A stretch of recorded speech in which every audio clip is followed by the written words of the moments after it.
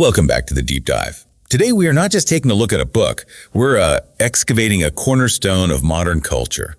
We are opening up a document that quite literally invented the genre of self-help as we know it. It really did. It's a text that has sat on the nightstands of CEOs, presidents, and, sales titans for nearly 100 years.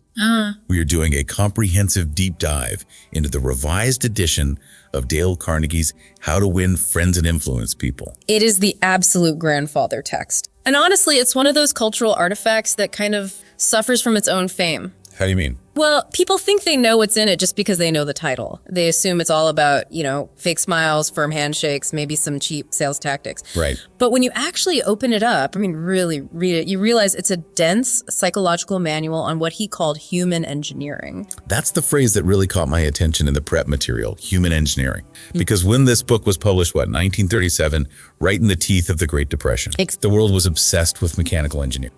Industry, steel, bridges. But Carnegie made this really bold claim about where true success actually comes from. He did. And it's important to know he wasn't just guessing or throwing out platitudes. He actually cited research from the Carnegie Institute of Technology, which, by the way, is no relation to him, just a coincidence. Okay. And this research revealed a statistic that is frankly shocking even today. They found that even in these super technical fields like engineering, only about 15% of a person's financial success is due to their technical knowledge. Wait, hold on. Let's pause on that for a second. Yeah. 15%. So if I'm an engineer or a coder or, a surgeon, my actual ability to do the math of the surgery is only 15% of the equation. In terms of your financial success and your career trajectory, yes, that's the claim. The other 85% is due to skill in human engineering, your personality, and your ability to lead people. You can be the smartest person in the room, the one who knows the code inside and out, but if you cannot navigate the emotional landscape of people around you, you hit a ceiling. And you hit it fast. That is a massive discrepancy. Okay. So the mission of this deep dive is, I guess, to decode that 85%. Yeah. But I have to play the skeptic for a moment. Please do. Because the title, How to Win Friends and Influence People, Yeah. it can sound a little, Machiavellian. A little slimy. Yeah, exactly. It sounds like a guide to manipulation, like here is how to trick people into doing what you want. That is the most common criticism, and it's one we absolutely need to address head on.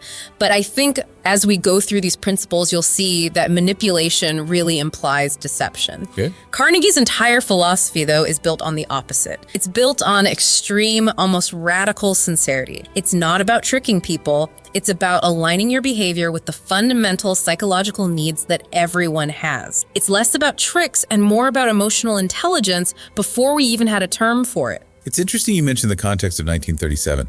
The original print run for this book was tiny. Oh, tiny. 5,000 copies. Carnegie and his publisher, Simon & Schuster, they honestly didn't expect much from it. They thought it would flop. They thought, okay, maybe a few people will pick this up. They fully expected it to fail, or at least just, fade away into the archives. Which is incredible when you consider what happened next. It just exploded. It became an overnight sensation. It became a working handbook for millions. You have to remember, people were desperate for this information. This is the Great Depression. Right. People needed every edge they could get. Any edge at all just to keep their jobs or find new ones. But I think it resonated so deeply because it spoke to a universal struggle. Yeah. The difficulty of dealing with other human beings. Well, let's test that theory. Carnegie divides his human engineering into several key parts. And he starts with the absolute fundamentals. And he opens this section with a story that feels like he was ripped out of a noir crime thriller, not a business book. You're referring to the manhunt for Two Gun Crowley. Two Gun Crowley. It sets the scene perfectly. We are in New York City, 1931. This isn't a board meeting. It's a war zone. It really was. Crowley was a cop killer. A frantic, dangerous gunman who was trapped in his lover's apartment on West End Avenue. And this wasn't some quiet arrest. No. We're talking 150 police officers surrounding the building. They were chopping holes in the roof to fire tear gas. They mounted machine guns on the surrounding skyscrapers. 10,000 people came out to watch the shootout. I read that. It went on for over an hour. Can you imagine the noise, the Right. pistols popping, the machine guns just rat-a-tat-tatting, and while the bullets are literally shredding the furniture he's hiding behind, Crowley is writing a letter. He's wounded, right? Bleeding onto the paper. Wounded, bleeding. Now, if you were to guess what a man like that, a man who would kill a police officer just for asking to see his license, what would he write in his final note? A manifesto of hate. a confession. You'd expect defiance. Or maybe, I don't know, I'm sorry for the pain I caused, or maybe just come and get me, coppers. Something like that. Instead, he wrote this: "Under my coat is a weary heart, but a kind one that would do nobody any harm." A kind one? He had just murdered a policeman in cold blood. Exactly. A policeman asked for his license. Crowley drew his gun and just cut him down, then jumped out of the car, ran over, and shot him again as he lay on the ground. Unbelievable. But in his own mind, Crowley wasn't a criminal. He was a victim. He was defending himself. He felt misunderstood.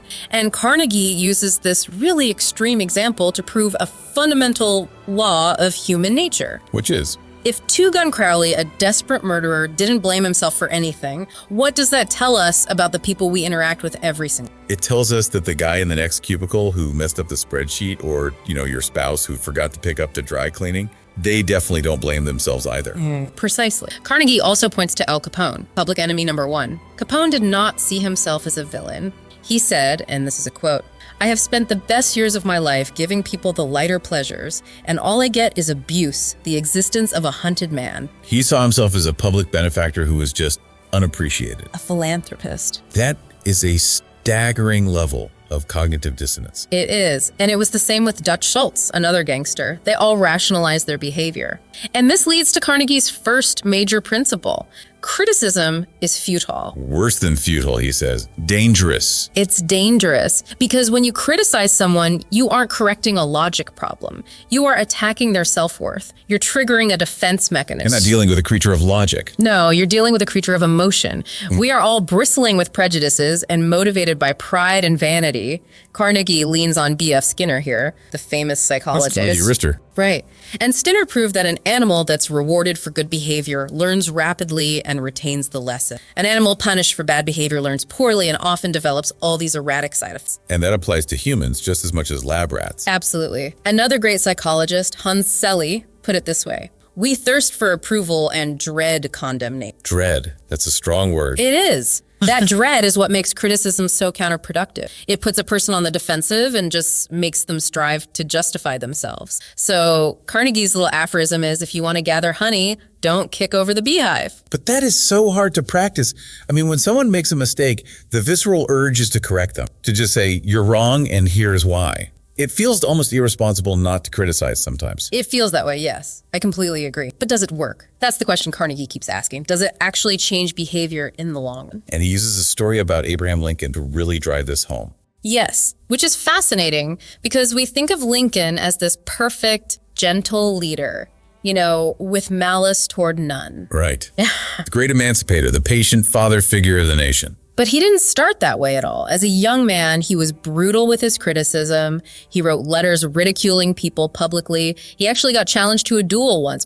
Lincoln in a sword fight, that is a mental image. It almost happened. It was called off at the absolute last minute, but it scared him straight. He learned the hard way that sharp words have really sharp consequences. But the real lesson came later. The real masterclass in self-control came during the Civil War, specifically the Battle of Gettysburg. Okay, so set the scene for us. It's July 1863. This is the absolute peak of the war. The killing has been horrific on both sides. Lee's army has just been defeated at Gettysburg and is retreating south. They get to the Potomac River, but it's swollen with rain. Lee is trapped. He can't cross. He has the entire Union army in front of him and this impassable river behind him. This is the golden opportunity. I mean, Lincoln has to realize this could end the war right there and then. If they capture Lee, the Confederacy just collapses. Exactly. This is the checkmate move. Yeah. So Lincoln telegraphs his General Meade. He doesn't suggest. He orders an immediate attack. He writes, "Do not call a council of war. Attack now." He's basically screaming, go get him. And what does Meade do? He does the complete opposite. He hesitates, he calls a council of war, he makes excuses, he delays, and while he's delaying, the waters recede and Lee and his entire army escape across the river. And the war drags on for almost 2 more years. Thousands and thousands more die. Lincoln must have been apoplectic. Crushed. He was. He cried out to his son, Robert, "Great God, what does this mean? We had them within our grasp." And in his fury, he sat down and wrote a letter to Meade. And Carnegie includes the text of this letter. It is just a scathing indictment. He basically tells Meade, "You have let the golden opportunity slip. Your failure to act is immeasurable." That's a career-ending letter. That is the President of the United States telling a general he failed the entire nation. It is, but here's the twist. Meade never saw it. He never sent it. Never sent it. They found it in Lincoln's papers after he died. Why? Why not send it? Meade deserved it. I mean, everything in it was true. It was all true, but Lincoln likely sat there and thought to himself, look, I'm sitting here in the quiet of the White House. Meade is down there surrounded by blood and death. He's seen thousands of his men die in the last week. Maybe if I saw what he saw, I'd be timid too. But more importantly, Lincoln knew that sending that letter wouldn't make Meade a better general. It would just make him justify himself. It would breed resentment. It might even force Meade to resign from the army out of shame. It wouldn't accomplish anything. It wouldn't get Lee back. The put it in the drawer rule. It is exactly that. Lincoln learned that criticism is like a homing pigeon. It always returns home. Carnegie challenges the reader. The next time you want to send that scathing email or give someone a piece of your mind, write it. Get it all out of your system. But then put it in a drawer for 2 days. Exactly. By the time you come back to it, you probably won't send it because you'll realize it serves your ego, not the outcome you actually want. Judge not, that you be not judged. That is such a powerful lesson for modern life. I mean, how many times have we typed out that angry text message, that per my last email? Get hit send, and it feels good for about 10 seconds, and then you have to deal with the fallout for 10 months. Okay, so if we can't criticize and we can't scold, how do we actually get people to do what we want? Yeah. Carnegie says there is one big secret of dealing with people. Just one. And it's so simple, but we forget it constantly. The only way on earth to get anyone to do anything is to make them want to. You can't force them. I mean, you can use a whip, you can use a threat, you can put a gun to their ribs and say, give me your wallet. But the repercussions of that kind of force are terrible. To get willing cooperation, you have to tap into what motivates. And what is that? What do people want? Well, we want the basics: health, food, sleep, money. But there is one longing that is almost as deep and gnawing as the hunger for food, but it's rarely gratified. Which is? Freud called it the desire to be great. The philosopher John Dewey called it the desire to be important. The desire to be important. It is a gnawing human hunger. It's what makes people wear the latest fashion or drive a flashy car or go on and on about their brilliant children. It's the need to be recognized, to feel like you matter. It's what distinguishes us from the animals. A cow doesn't care about winning a blue ribbon at the fair. The farmer who owns her does. And Carnegie brings up Charles Schwab here. Now, for listeners who don't know, Schwab was a massive deal in the steel industry back in the early 20th century. A titan. Andrew Carnegie, again, no relation to the author, hired Schwab to run U.S. Steel, and he paid him a salary of $1 million a year. Which in the 1920s is an astronomical amount of money. That's like $3,000 a day. It's absolutely huge. And the question everyone asked was why? Yeah. Was Schwab some kind of genius at making steel? And Schwab himself said no. He said he had plenty of people working for him who knew more about the technical side of steel manufacturing than he did. So what was he paid for? He was paid for his ability to deal with people. Schwab said, I consider my ability to arouse enthusiasm among my people the greatest asset I possess. And how did he do that? What was the secret? By never criticizing. He said, and this is another great quote, I am anxious to praise, but loath to find fault. If I like anything, I am hearty in his approbation and lavish in his praise. Hearty in my approbation and lavish in my praise. It's a beautiful phrase, but I have to stop you here because I can hear the skeptics again. They're saying, okay, so I just go around telling everyone they're great. Isn't that just kissing up? Isn't that just flattery? And that is the crucial distinction. Carnegie is so clear about this. Flattery is cheap, it's insincere, it's, as he puts it, from the teeth out. Appreciation is from the heart out. So sincerity is the filter. Has to be real. It has to be sincere. Flattery is just telling the other person what they already think of themselves. It's selfish. Appreciation is unselfish. It's about genuinely looking for the good in someone else and honestly acknowledging. There's a quote in the book from a Mexican general, General Obregon, that really stuck with me. He said, don't be afraid of enemies who attack you. Be afraid of the friends who flatter you. It's so good because flattery is dangerous. It's counterfeit praise. Real appreciation is legal tender. And we are so starved for it. Think about it. When was the last time someone gave you genuine spick praise? Not just a quick good job, but I really appreciated how you handled that tense situation because you were so calm and... It stays with you. I can remember compliments I got 10 years ago. It absolutely does. It feeds that deep hunger for importance. And when you feed that hunger, people will walk through fire for you. So that's the foundation. Don't criticize because it doesn't work. And give honest, sincere appreciation because people are starving for it. That's part one. Now, let's move into part two.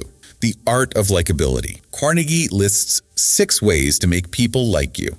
And he starts with a dog. The dog philosophy. I love this. He asks, why do we like dogs so? Because they're cute, they're fluffy. Well, yes, that helps. Think about the economics of the farm. The hen has to lay eggs, the cow has to give milk, the canary has to sing, the dog makes a living by giving you nothing but love. They're just happy to see you. That's their whole job. They are ecstatic to see you. They nearly jump out of their skins with joy, and because they are so genuinely interested in us, we become interested in them. And that's the flip, isn't it? We spend so much of our time and energy trying to get other people interested in us. We do. We strut around, we post our achievements on social media, we talk about ourselves. But the brutal reality, and Carnegie points to a telephone study to prove this, is that people aren't interested. They are interested in themselves, morning, noon, and after dinner. The telephone study found that the word I was used, 3,900 times in 500 phone calls. I.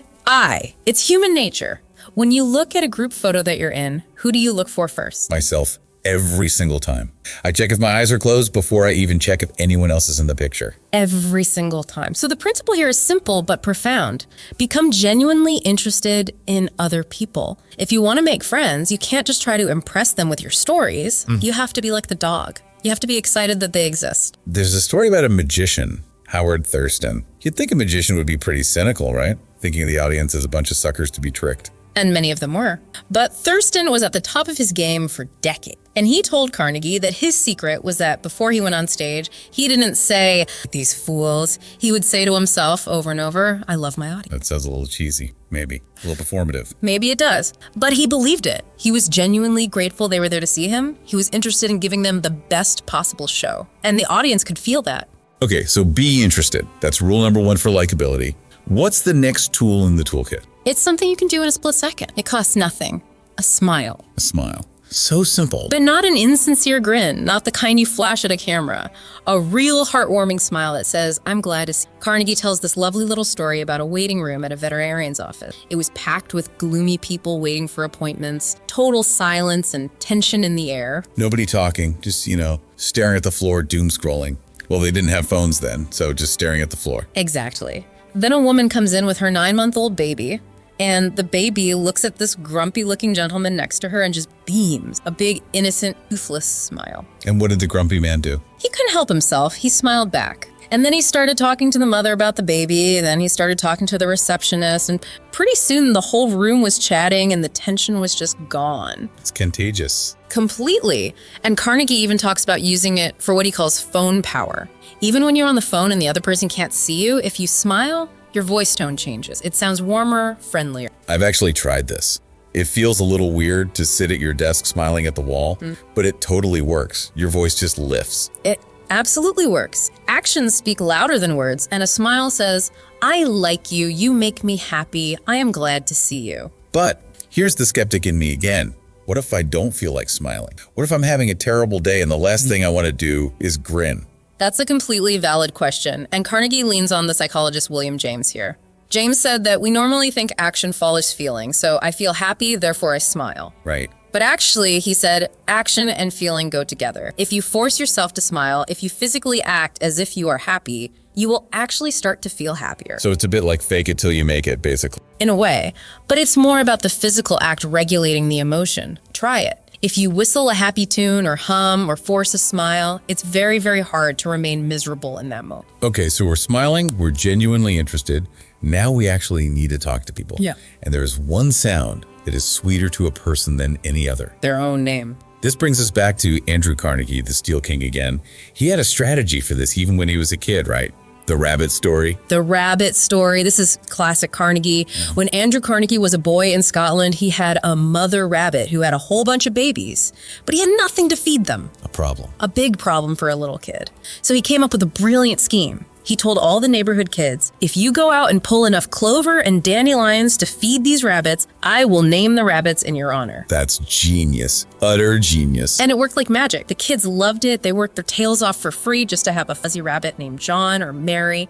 And Carnegie never, ever forgot that lesson. He used it constantly in business. Like with the Pullman merger. Exactly. He wanted to merge his company with George Pullman's company. They were bitter rivals in the sleeping car business. It was cutthroat. Wow. Carnegie goes to Pullman and says, "We shouldn't be fighting like this. We should merge." Pullman very suspicious, says, "And what would we call the new company?" And Carnegie, remembering the rabbits, says, "Why, the Pullman Palace Car Company, of course." he just gave away the naming rights. He completely erased his own name from the marquee. He did. He stroked Pullman's ego. He made Pullman the star. And Pullman's face just lit up and he said, "Come into my room, let's talk about it."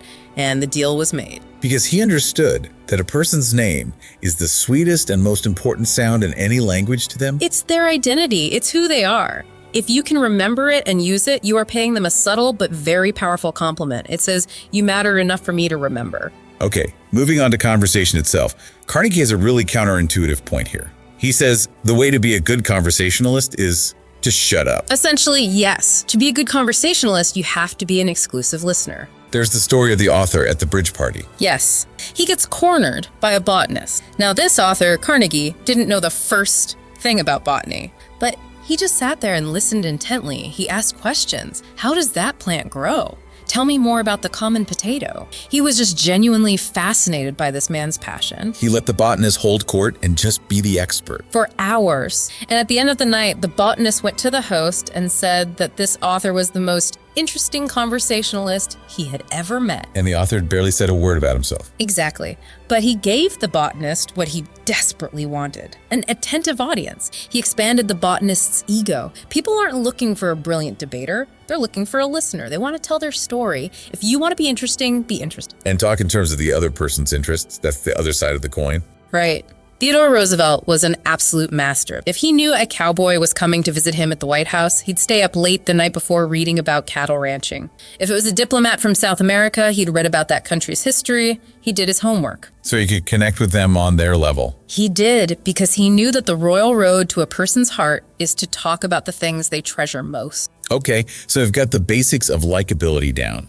But eventually, we are going to disagree with someone. We're going to need to change their mind about something important. And this brings us to part 3, how to win people to your way of thinking. This is maybe the hardest part for most people, because when we disagree, our first instinct is fight, to prove we're right, to win. I love the story about the banquet and the quote. It's so relatable. Oh, this is a painful one because we've all been there. Carnegie is at a dinner party. A man next to him tells a story and uses a quote, saying it's from the Bible. But Carnegie knows better. He's a reader. Carnegie knows it's from Shakespeare, and being an enthusiastic young man who wants to show off how smart he is, he immediately corrects him. Actually, that's from Hamlet. And the storyteller did not appreciate that. No, he dug his heels in. What? Absurd. That's from the Bible. I know it is. So Carnegie turns to his friend, Frank Gammon, who is a Shakespeare scholar, to settle the bet. And Frank kicks him under the table. A swift kick under the table, and then Frank says, "Dale, you are wrong. The gentleman is right. It is from the Bible." But it wasn't. He knew it wasn't. Of course not. On the way home, Carnegie is furious. He asks Frank, "Why did you lie? You know perfectly well that quote was from Shakespeare." And Frank says something incredibly profound. He says, "Why prove a man wrong? Is that going to make him like you? Why not let him save his face? He didn't ask for your opinion. You can't win an argument." You can't win an argument. Because if you lose it, you lose. But if you win it, if you completely demolish the other guy and prove he's an idiot, you still lose. Because you've hurt his pride.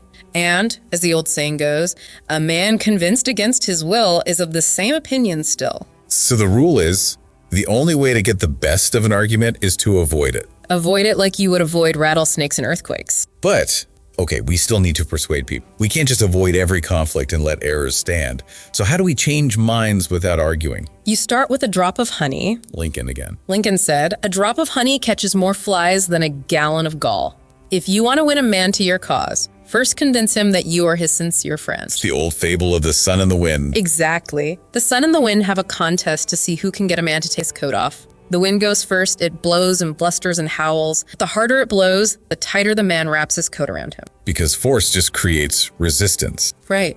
Then the sun comes out, it just shines. It's warm and gentle. And pretty soon, the man gets hot and takes off his coat himself. Gentleness and friendliness are always more powerful than fury and force. So you start in a friendly way. Then what? Then you use the Socratic method. Socrates. Ancient Greece. The gadfly of Athens, he was famous for it. He don't go around telling people they were wrong, he asked questions. And specifically, he asked questions that the other person had to say yes to. The yes response. You want to get that momentum of agreement going? Do you agree that our goal is to increase efficiency? Yes.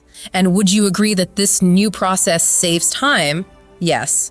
And saving time leads to efficiency, doesn't it? Yes. Once you get them in a pattern of saying yes, it's much, much harder for them to suddenly say no to your ultimate proposal. It's like psychological inertia. It is. If you start out by forcing them to say no, their pride demands that they to that position. But if you get them nodding along, their whole physical and mental state becomes more open and accepting.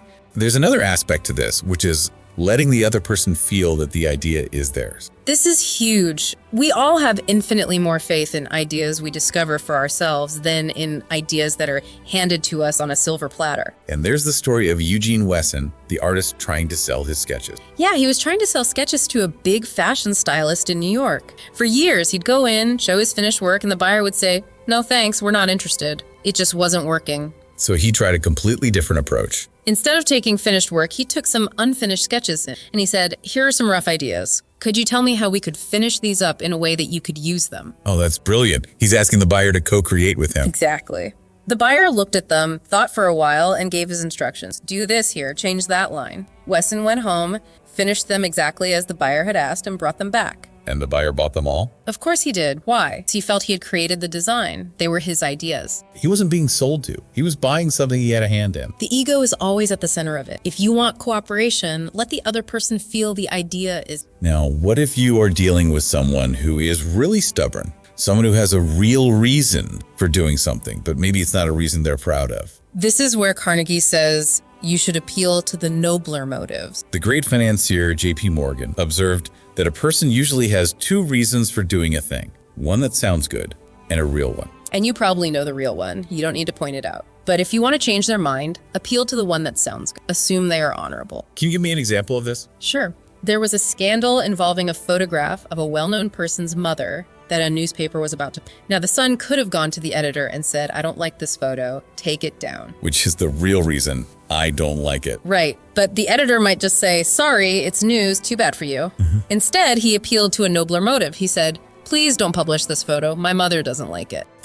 Appealing to the universal respect for motherhood. Exactly. Who wants to be the guy who upsets someone's mom? Or another example, Lord Northcliffe, a British press baron. He didn't want a photo of himself published. He didn't say, "I look fat in that picture."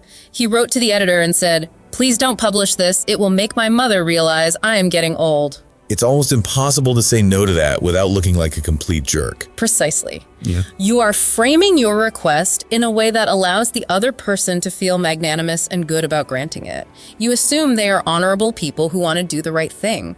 And often, just to live up to that projection, they will do the right thing. It's giving them a reputation to live up to. Which is a perfect transition to part 4, being a leader. Because leadership is all about changing people's attitudes and behavior without causing offense or resentment. And it starts with how you give feedback. We already talked about not criticizing.